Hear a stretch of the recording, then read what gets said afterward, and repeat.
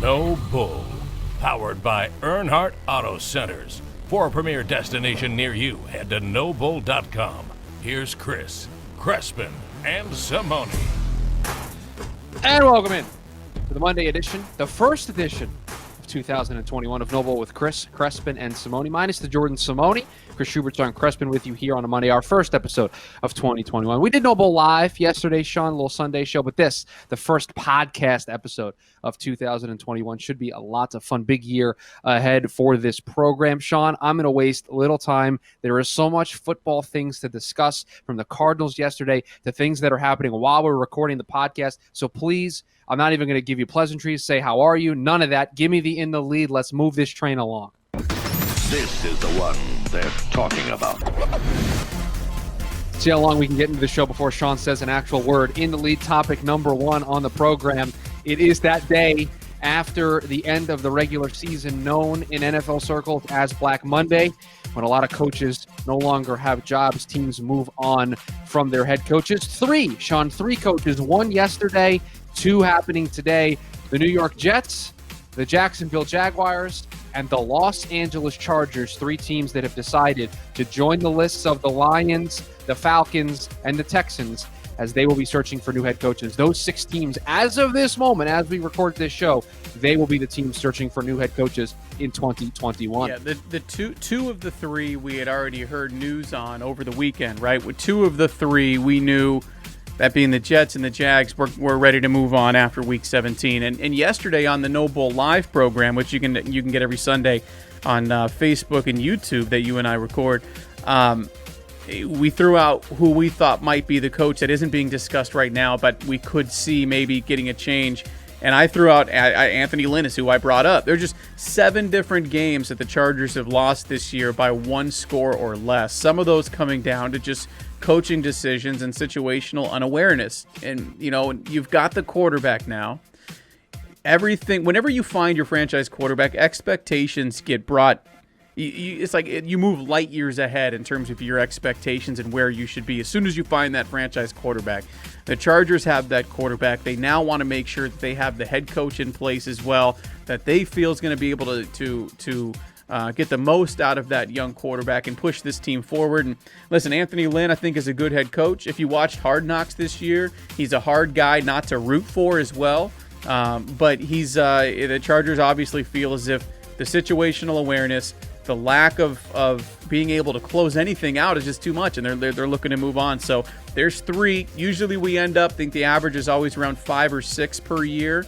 So there might be another one coming. You know, this is always a bad day for head coaches in the NFL. Coach Lynn is a good coach, though. He'll land on his feet somewhere. Sean, 2 of the teams that we mentioned on this list, the Jets and the Texans, their former coaches are coming up in the news, because apparently Nick Saban is looking at them to fill the offensive coordinator vacancy in Alabama. That would be Adam Gase and Bill O'Brien, both of those guys on the short list for Nick Saban in Alabama. And just another example, Sean, of Alabama and that offensive coordinator position becoming the rehabilitation process for coaches who failed in the college and the pro ranks. They go there, they coach Alabama, and then all of a sudden you're like Lane Kiffin, Steve Sarkisian. You're getting big-time college programs, Ole Miss and Texas, just to name a few examples. Yeah, you in our pre-show meeting said, is this falling forward? Is that what you said? How did you put it? Falling upward for Adam Gase. Upwards. To go from the Jets to being the offensive coordinator at Alabama, where he's going to be praised for when they do good things. But it's not. Like being a head coach in the National Football League to being a coordinator in the college ranks is not falling upwards. This is still somebody who I'm sure today hurt, you know, and yeah, if you land that job with Alabama, is it a bad place to land? No. But is it the head coach? Is it a head coaching position in the National Football League? No, it is. It is not. So it wouldn't be falling upwards. But listen, both those guys got a job as a head coach in the NFL for a reason. Both are considered to be very, very good offensive minds in the game of football, and that's why they're being considered for Alabama. So not surprising. And I know people will make their jokes based on how things have played out in the NFL. But either of them would be a good hire for Nick Saban and Alabama. Both very good offensive minds. You don't get the positions that they did without being there's one coach we're going to talk about that didn't have to prove his stripes in the National Football League to get a head coaching position. We'll get to that in just a few minutes. Who would that guy be, Sean? But most of the time, you're a pretty good offensive mind if you get the position that Adam Gase has had, that Bill O'Brien has had. So those are very, very quality coaches that, again, might be joining Nick Saban's staff. I have another college-related story, Sean, that I want to get your reaction to. We learned early this morning that the entire 2021 NCAA tournament looks like it's going to be held in Indianapolis. And they've released some stories that have come out about the different places that they're going to host these games at. And listen, I understand we live in a weird time right now in 2021. At least for a good portion of it's going to be just as weird and troubling as 2020 was. But this is an interesting concept since we didn't have an NCAA tournament in 2020. To be able to go down this road of planning out what this is going to look like, I'm highly intrigued by this idea. We in the media haven't had an opportunity to go down that road, but this is something that I think we all expected, right? It was an idea that was floated around a few months ago. I'm sure it's laid out very well. It's the only decision to make for the NCAA. You saw the success that the NBA had in Orlando, right? Not a single positive test. They were able to get through their postseason tournament and spend 3 months there. This is the only decision to make for the NCAA. You lost over $300 million last year by not having an NCAA tournament. There is no way that the NCAA and their members can afford to lose that type of money in consecutive years.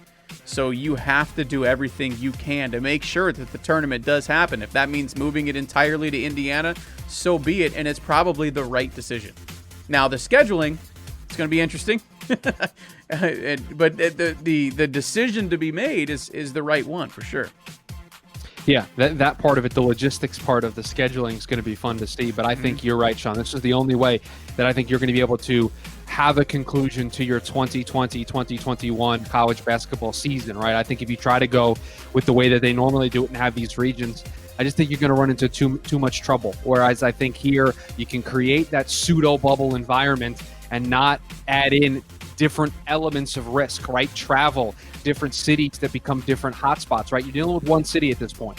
So if Indianapolis at that point isn't as big of a hotspot as the rest of the country when it comes to COVID, then okay, you're not dealing with people. It creates a better environment to be able to pull this off. Now, does it mean it's not going to come with its fair share of challenges and potential pitfalls? No.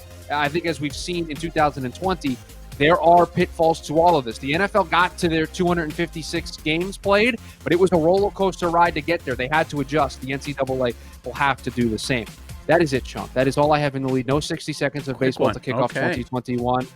We'll save 60 seconds of baseball for later in the week. I can already tell you that there are probably some things that are going to be happening later in the week that we can discuss. The Padres might be making another move. So Twitter will let me know, and then we can have a 60 seconds of baseball. But coming up next on NoBull with Chris, Crespin, and Simone, it was win, and they were in for the Arizona Cardinals, but it didn't get off to a very good start, and they are sitting at home in the postseason. We'll get into it next here on NoBull with Chris, Crespin, and Simone. But first, we got to tell you about our proud partners at Earnhardt Auto Centers, locally owned and operated since 1951. 19 different Arizona locations, 21 dealerships, and 17 brands. So anything you've got your eye on, go to NoBull.com, and Earnhardt Auto Centers is going to have you covered. And obviously, during the times of social distancing, the NoBull Express option is perfect for what we're going through right now. They're going to bring a car to your front door for you to test drive if you'd like to. You can fill out the financial application right there online at NoBull.com under the NoBull Express option as well. And then once the purchasing process is over, they're going to bring your brand new ride right to your front door as well. You don't even have to leave the comfort of your own home to experience the Earnhardt difference. Earnhardt, it's a name you know you can trust. 69-year commitment from their family to yours. If you've lived in the Valley for any amount of time, you know Earnhardt. You know it's a name you can trust. NoBull.com and Earnhardt Auto Centers. That ain't no bull.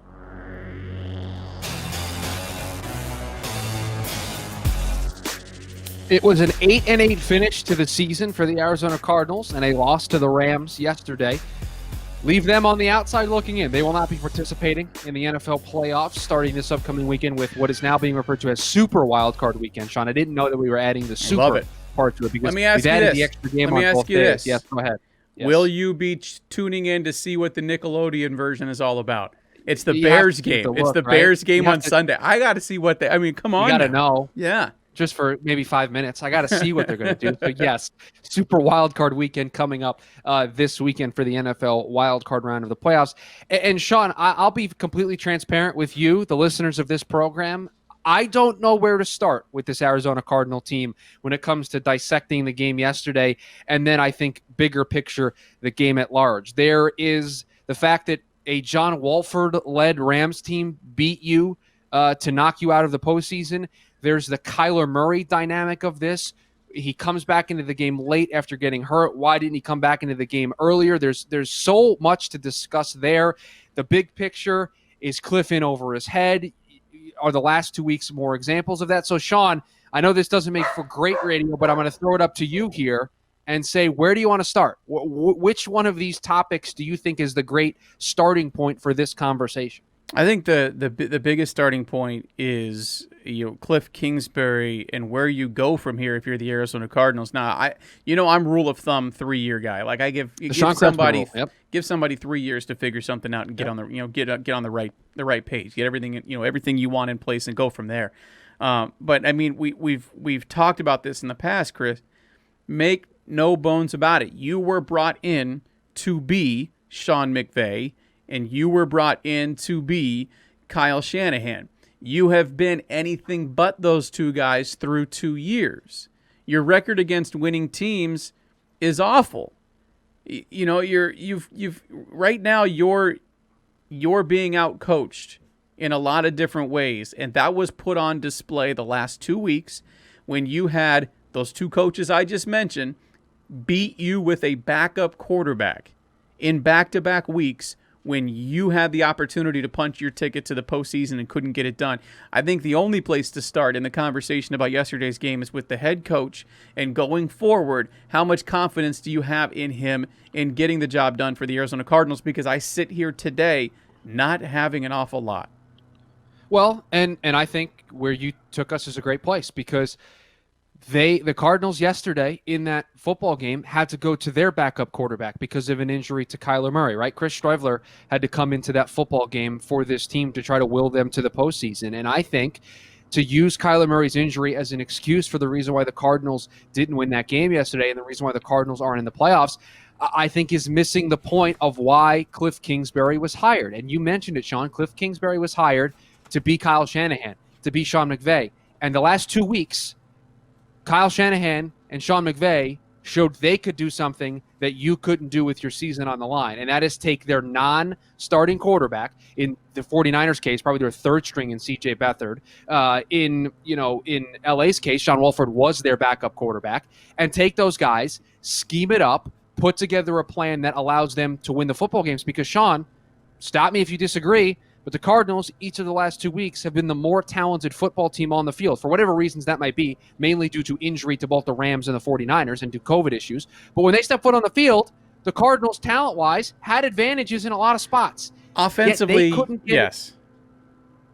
Okay, defensively, I would agree the Rams are probably a more superior team. But you did hold them to 18 points in that football game yesterday, and they didn't even score an offensive touchdown in that game. So I think when you look at this, yesterday's game, I think more than any game we've talked about this year, is an example of why Cliff Kingsbury isn't what the Cardinals want him to be, expect him to be, and is not what they hired him for. When you look at what Kyle Shanahan and Sean McVay are, Cliff Kingsbury yesterday failed to meet that expectation, and I don't think he ever meets it. I think yesterday is the perfect example of it. Again, I don't mean ever meets it. I don't know. Who knows? Right now, not even close. Not even close. Not even close. Yesterday, Cam Akers was the running back for the Rams. You have Kenyon Drake, who you would think advantaged Cardinals there. You have DeAndre Hopkins, and if you just scroll down the entire roster of the Rams, you have advantage there as well. So yeah, you're right. You're not wrong. Weapons. Well, maybe those Rams wide Weapons-wise- receivers don't pick up stupid 15-yard Well, penalties. But you know, hey, what are you gonna do? weapons wise, you've edge Arizona Cardinals. So what's the difference offensively? Why was John Wolford, a quarterback who's never taken an NFL snap, able to go 22 of 38 for 231 yards? Had the one interception to start the game, and after that looked very comfortable. And I think a lot of that had to do with the play calling and the way Sean McVay played into his quarterback's strengths to make him feel more comfortable. That wasn't done for Strebler. It just wasn't. He never looked comfortable. And there's a reason why Kyler Murray felt the need to, once the pain medicine, in his words, once everything kicked in, and he felt okay. Yeah. Once everything kicked in, don't get into specifics, Sean. Yes, okay, we don't know. He felt the need to get back out on the football field the way he did. The tape. A lot of it, yeah, exactly. A lot of that has to do with the coaching. A lot of that has to do with the play calling. And again, it's just another example of I said Cardinals had the edge at running back and at wide receiver and at weapons offensively. It's clear who has the edge at coaching the last 2 weeks. It's the 49ers and the Rams, and those two teams aren't going anywhere right there in your own division next year as well. So, I come back to my original point. How much confidence do you have in this football team moving forward? As we always try to look forward, when we talk about these things, not a whole hell of a lot. I'll tell you that much. Well, you lose 5 of your last 7. Right, you're sitting in a position to make the postseason. You're sitting in a spot where you kind of control your own destiny, and you yourself give it away over the last 7 weeks of the season.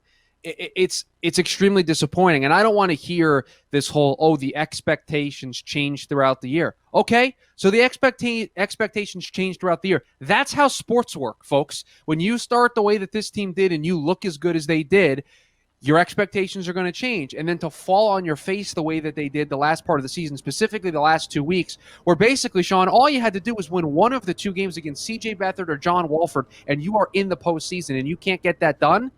It's frustrating. It's disappointing. And I think it puts Cliff Kingsbury squarely atop hot seat lists for next season. He should be in the consideration to be on that list. You're talking about going into year 3. Okay, that's fine. He's coming back for year 3, but he's on that list. You got it. You have to make more improvements. You have to make the postseason. You cannot be this behind everybody else in your division. No, you can't. And you got to find a way to beat good teams. We talked about this last week as well, just how improved are the Arizona Cardinals. Well, you had a significantly easier schedule this year than you did last year. Things broke your way.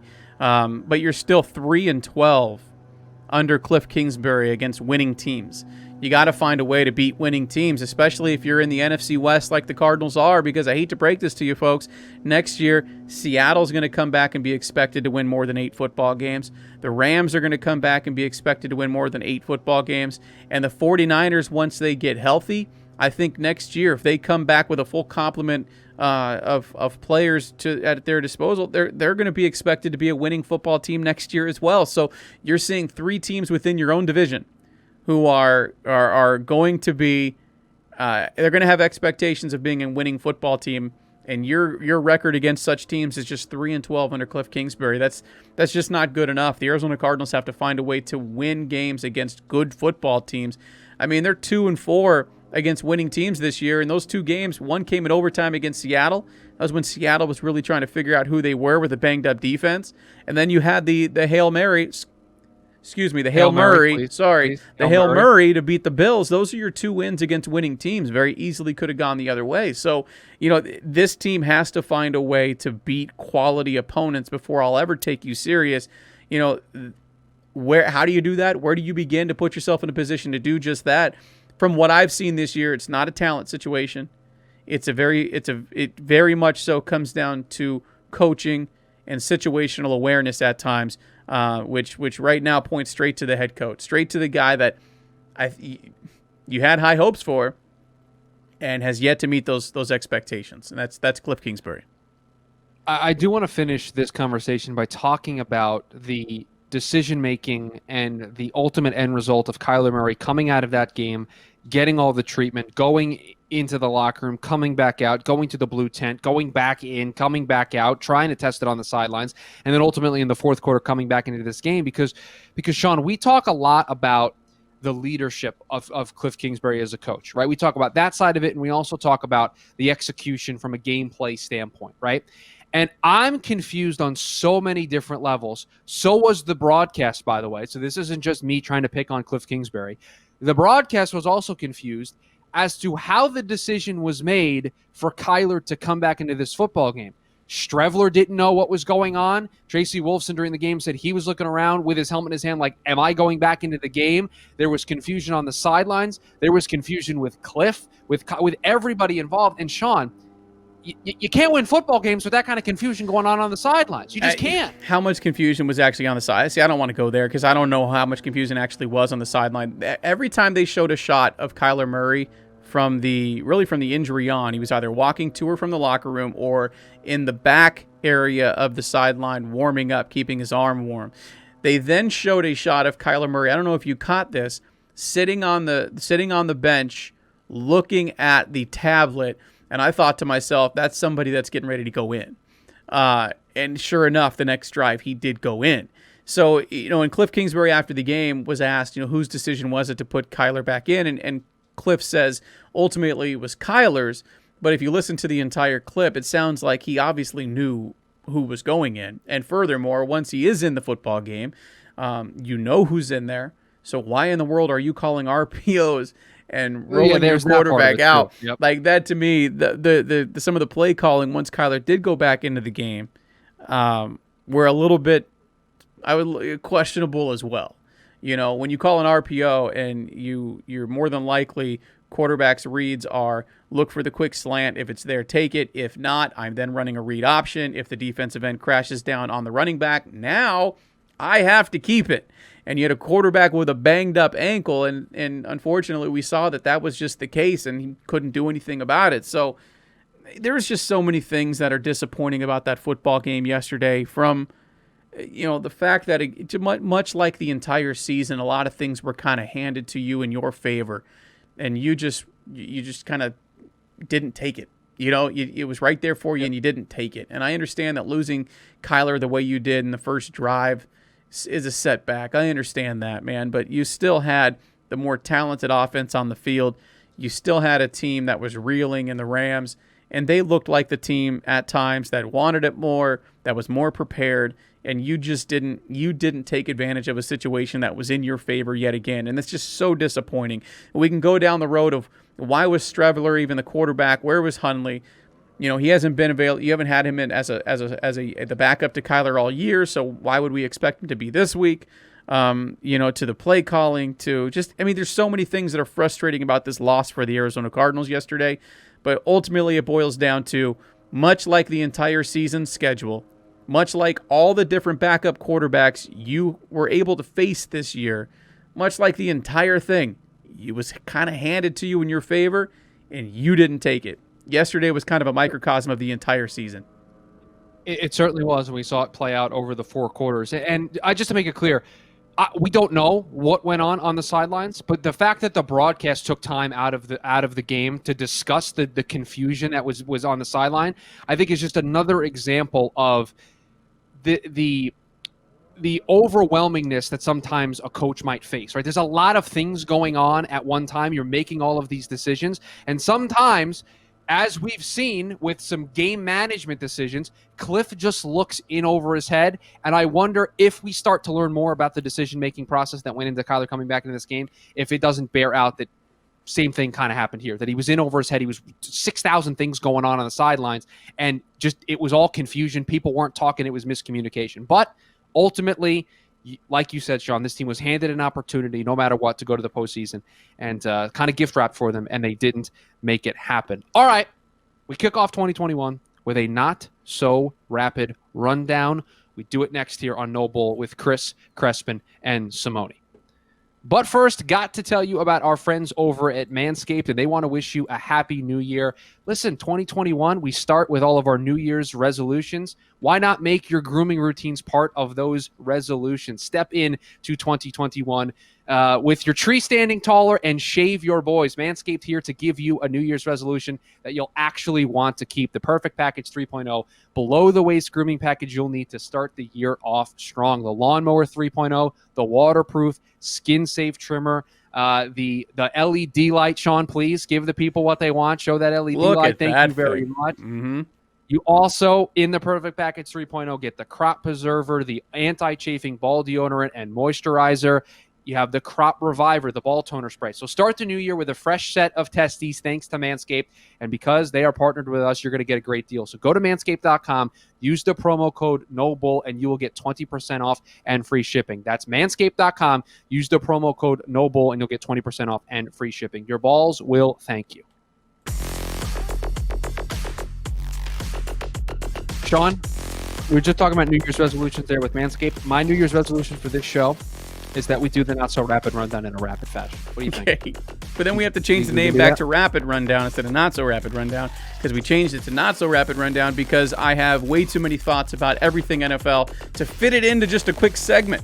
I'm a big fan of Colin Cowherd. He plays the 3-word game where he can wrap up a game in 3 words. You can't do that. I don't have that ability. So this is going to stay the not-so-rapid rundown. But let's do it. Let's run down it. Schubert, what do we got?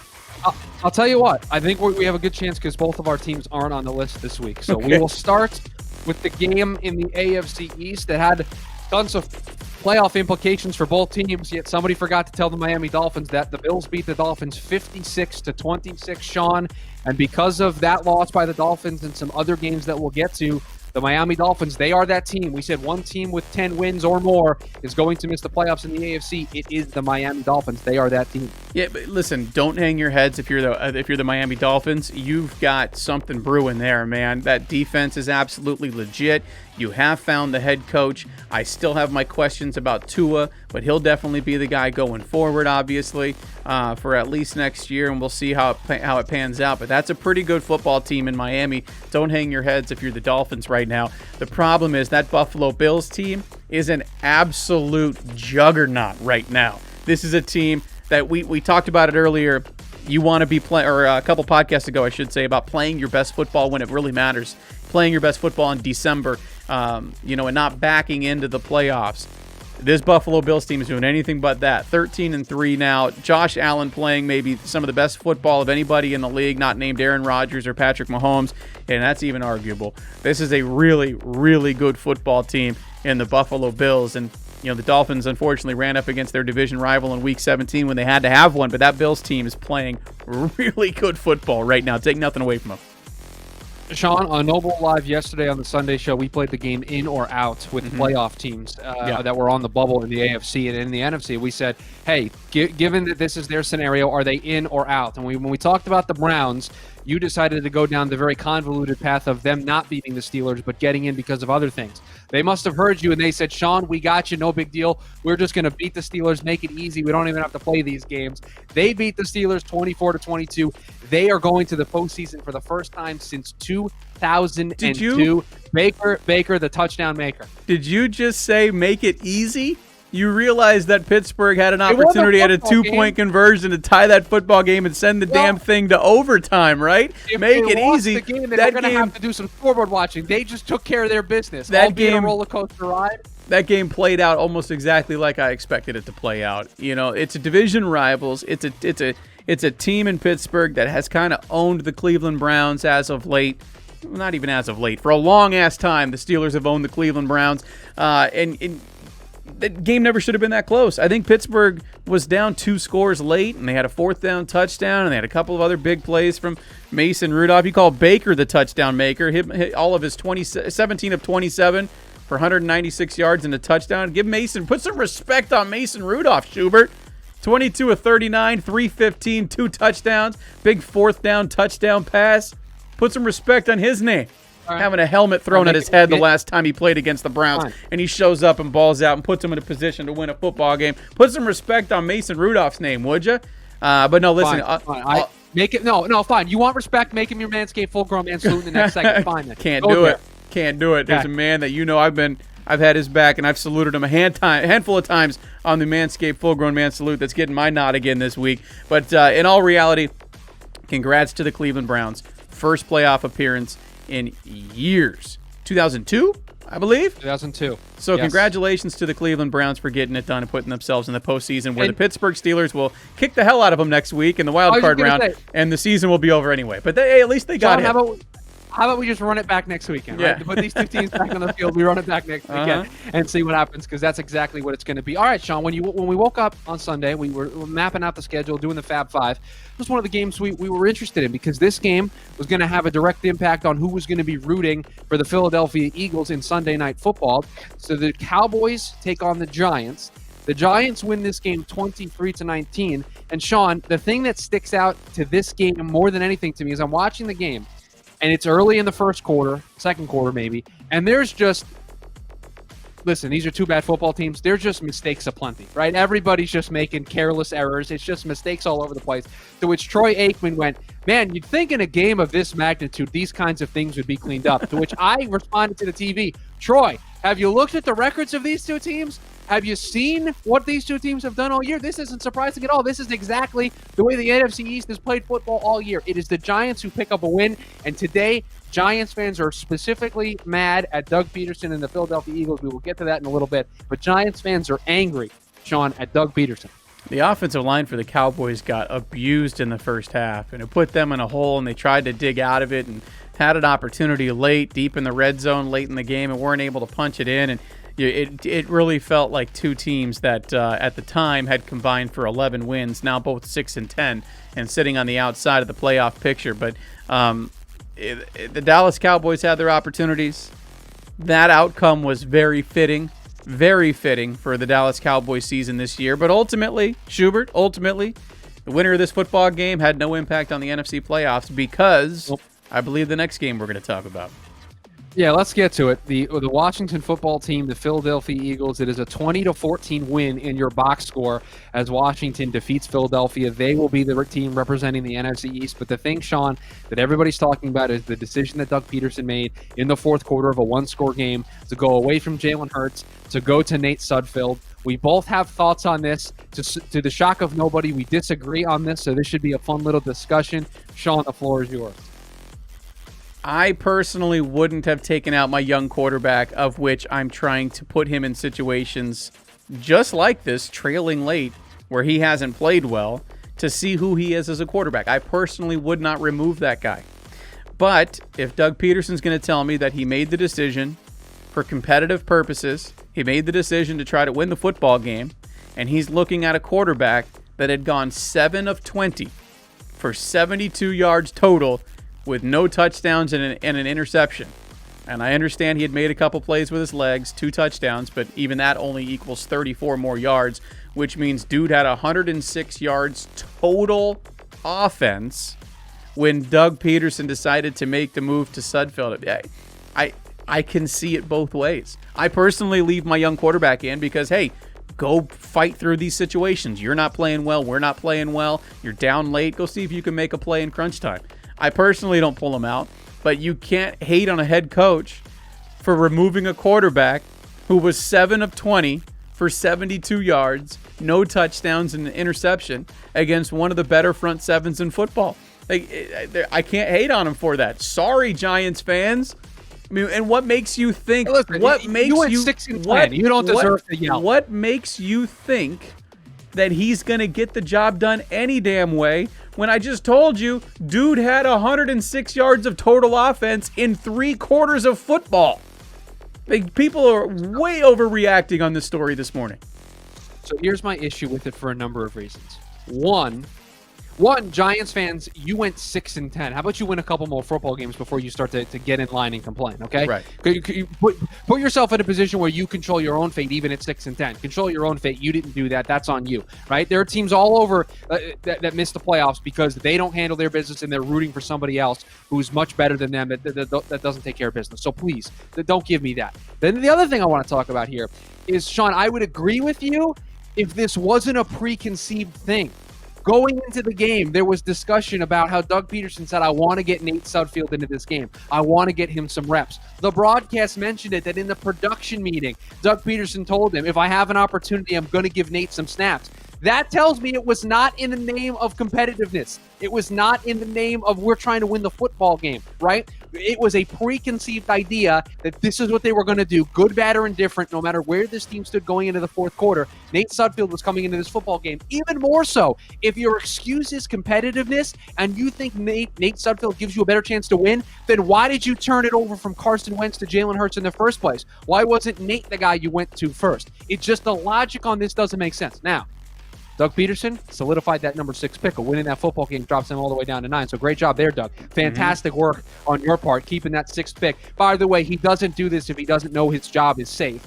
So Doug Peterson will be the head coach of the Philadelphia Eagles next year. I don't know who the quarterback's going to be, but this move does not get made unless he knows he's the coach next year. So Hurts is your quarterback next year. I mean, it's not going to be Carson Wentz, and don't kid yourself. Damn sure isn't going to be Sudfeld. So Hurts is your quarterback next year. Peterson's your coach. Hurts is your quarterback. We run it back, and the Giants win the division next year, and then we go on from there.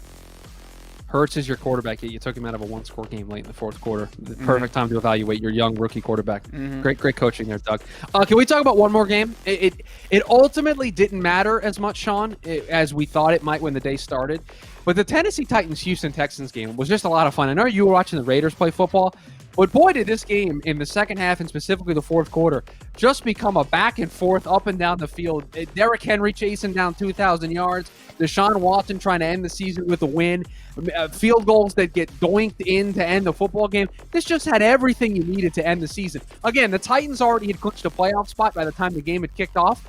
But hey, to close out Week 17, watching the second half of Red Zone, I was enjoying myself watching this football game. They had yet to close out the division though, right? So they get a home playoff game now. That's what they were playing for. And I was keeping somewhat of an eye on this guy. I was watching the Arizona Cardinals in depth, and I get the Sunday ticket package. So during commercials, you flip it to the screen with all 8 games, and you see what else is going on. And I kept seeing one man's numbers go up and up and up, and they kept breaking into the Cardinals game, talking about he's on the verge of 2,000 yards. What Derrick Henry did this year was nothing short of sensational. And you and I were on the Sunday live show that we do, NoBull Live on Sundays.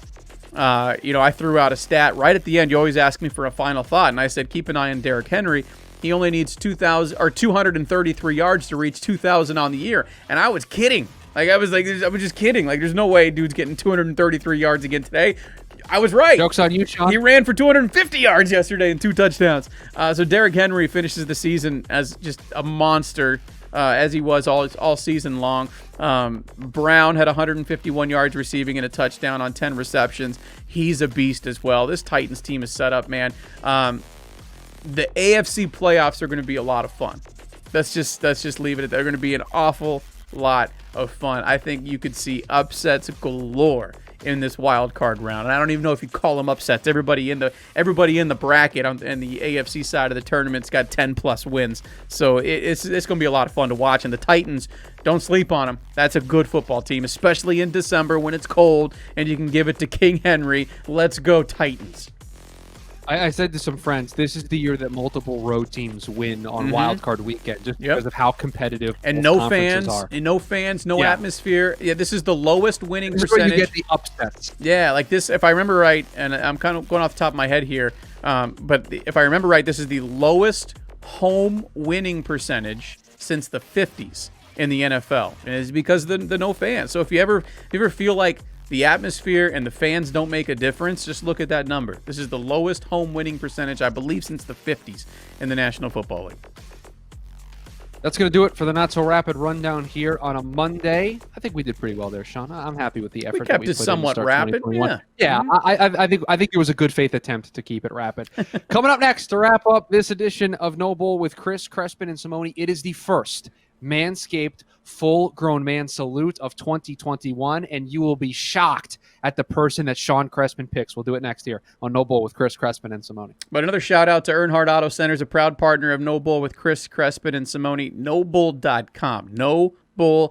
NoBull.com is where you want to go and check out the NoBull Express option right now. Check out everything that you have the ability to do right there from your front door.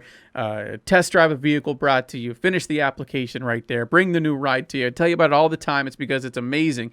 NoBull Express option at NoBull.com. 19 different locations and 21 dealerships, but 17 brands. You can check out all 17 of those brands. They got you covered for that new vehicle you got your eye on at NoBull.com and experience the Earnhardt difference with the NoBull Express option. You know it's a name you can trust. Earnhardt, 69-year commitment from their family to yours. Earnhardt Auto Centers and NoBull.com. That ain't no bull. I have a very semantics-related question before we get into the Manscaped full-grown man salute. What do you got? When you do the NoBull read on the show, it's a 69-year commitment since they've been doing it since 1951. We've now changed the calendar. So when does it become 70 years? Wow. We need to get to the bottom of this. That's a good question. So, I will find out for you. Mm-hmm.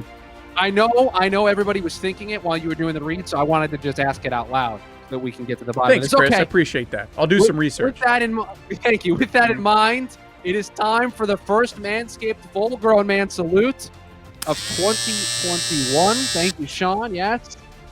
It's an exciting time. And the sound you hear Sean, is both Schubert and I lifting up our Manscaped Lawnmower 3.0s that we have in our hand right now when we hand out our salutes from the weekend. You can get your hands on a Lawnmower 3.0. Just go over to manscaped.com. Use the promo code NoBull, 20% off and free shipping. So start the new year off right. Sean, you go first because I think this pick by you is going to absolutely flabbergast people. Listen. So why don't you go first? It's the age. History being made here. Yeah, today. I think this is the third. This surpasses. Fourth. I think it's Is it the fourth? Okay, this might be the fourth time I've saluted this gentleman because he might just be the most full-grown man of anybody in the National Football League. It's a passing game, right? That's what they tell you in the NFL. You got to throw the ball to win. This guy. Not correct. It's incorrect. Derrick Henry. For those of you watching the program, can see the graphic on the screen. 34 carries. You got to be a full-grown man to carry the ball 34 times in the NFL to begin with, and then to run it 250 yards, breaking tackles, stiff arming dudes. Get off me! I'm Derrick Henry. Don't touch the king. 2 touchdowns, became just the 8th player in NFL history to eclipse 2,000 yards. He needed 233 going into the day. No way he gets there. Easy. Wrong. 250 yards on the day. Derrick Henry, we lift our Manscaped 3.0 lawnmowers and turn them on in salute to you as our full-grown man of the week for the 4th time this year. Derrick Henry. I don't even know why we shouldn't just stop. We should just stop the segment right now. There is no man that deserves the full-grown man salute more than Derrick Henry.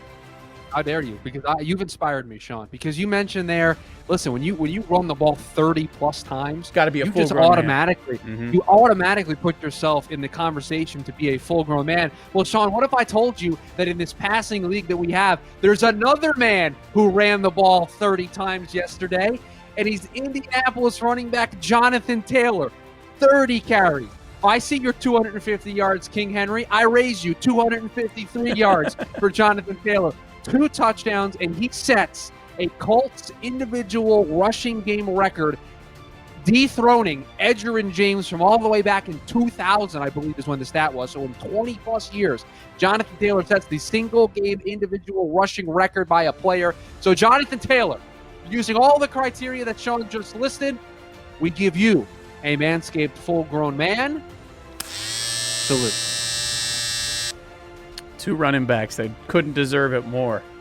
And Jonathan combined Taylor. 64 carries, more than 500 yards, and 4 touchdowns. The 2 guys that we put in the Manscaped full-grown man salute. That's getting it done. And can we talk about, listen, I believe it was like week 8 of the NFL season.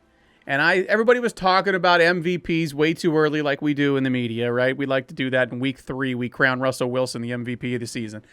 So everybody's talking about Russell Wilson. Everybody's talking about, Aaron Rodgers. Everybody was talking about even Kyler Murray, putting him into the conversation way too soon. And I kept saying, I kept going Lee Corso on you guys. Not so fast. There's a gentleman that belongs in the conversation. His name is Derrick Henry, and y'all scoffed at me, and you laughed at me. That man went on to run for 2,000 yards this weekend and should be in the conversation. He did won't not be. Run for 2,000 yards just this weekend. I thought he did. Every time I looked at the screen, he was running downfield, so it could have been 2,000 this week. It looked like it at times. But I'll tell you this, he should be in the conversation, and I'll give him one more. There we go. Just salute the man again. He should be in the conversation for MVP. He's in the conversation. It shouldn't be a quarterback award. It is every goddamn year in the NFL. Sorry, I'll have to cut that out. Every year in the NFL, it feels like it's a quarterback award. Put the man in the conversation. Put some respect on his name. Sorry, Schubert, I got fired up there. He'll finish like third or fourth. He's in the conversation. No, I agree with you. He should be getting more love. I just understand the reality of the situation, right? It's a quarterback award. It just is, and he's going to finish probably third or fourth. So I apologize, and thanks for giving us some editing work to do in the post show. Really appreciate that. All right, it's a podcast. It doesn't matter.